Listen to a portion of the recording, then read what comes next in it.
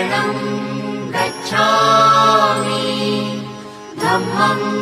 शरणं गच्छामि संघं शरणं गच्छामि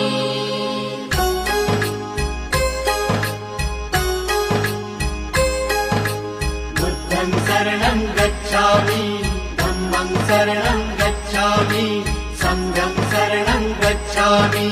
त्याग मूर्ती तू शांत चित्त तू योग रूप संसारी दया प्रेम अन मानवतेचे प्रतीक तुझी ईश्वरी सिद्ध मूर्ती सिद्धार्थ गौतम सकलांचा स्वामी